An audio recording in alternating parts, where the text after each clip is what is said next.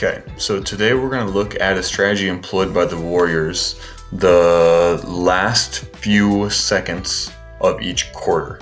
So here, the thing to note, first, this is game one. Okay, we're looking at the end of the first quarter. The big difference here is there's 27 seconds on the game clock and 20 seconds on the shot clock. So let's look and see what happens real quick.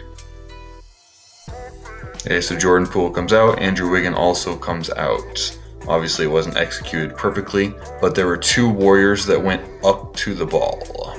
So we're going to look at a couple examples of this and discuss why or why not it happened. We're jumping ahead to game two. Kings come down, difference of 1-2 seconds, shot clock, game clock. The biggest thing is here, we're seeing this coach right here, up here, making hand motions, something about his, like his fist smacking his hand, and then Draymond, obviously being probably the leader of the defense, is telling Gary Payton, who's currently unaware of what to do, telling him to go trap and telling Clay to come up. So we can see that it's definitely a coordinated effort to try and get a shot off. Unfortunately, they give up the rebounds and foul Sabonis. Okay, so we go ahead to the third quarter. The Golden State, without Steph in the game, wants to get a 2-for-1 here. They want to shoot the ball prior to 30. And they do, or loosely, close to it at least. Okay, so now, same situation. We're going to look and see with no shot clock if they're going to try and trap. Draymond organizes the defense. They look over to the coach, Gary Payton right here. We can see that he looks over to make sure that he's doing the right thing because it's kind of like an unconventional play. So he checks, he's asking, he's telling Moody, looks over to the coach, yep. They go to trap Fox. This is the first time we see the Kings really try and essentially take advantage where they're really spacing out the offense because they know it's loosely coming.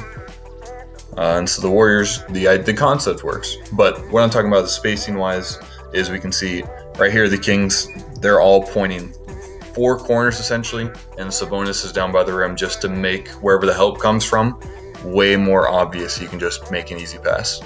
They just move the ball around and try and attack Gary Payton, but Gary Payton gets the steal.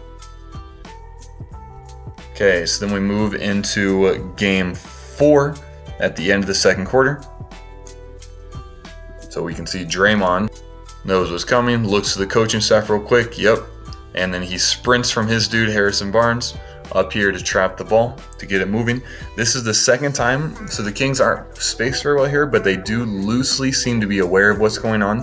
And then Herter passes to Sabonis, creates a pretty good look for the Kings.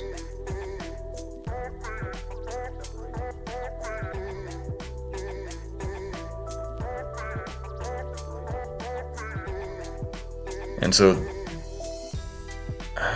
the one thing, I guess, the one kind of consideration is if you're going to do that, your goal is to kind of take the last shot, and then Steph takes a quick one here, I guess, knowing that they're going to try and trap again and get the ball back. But I'd be curious what that discussion looks like with the coaching staff and Steph and the Draymond, all the players. Okay, so again, we can see Steph is like hesitant, but he goes to trap, discussing what's going on. They move the ball to Herter, move the ball around. Again, the Kings are spaced really well there. Notice they're spaced really well. They know the trap's coming, and they want to get an open look, take advantage of the help.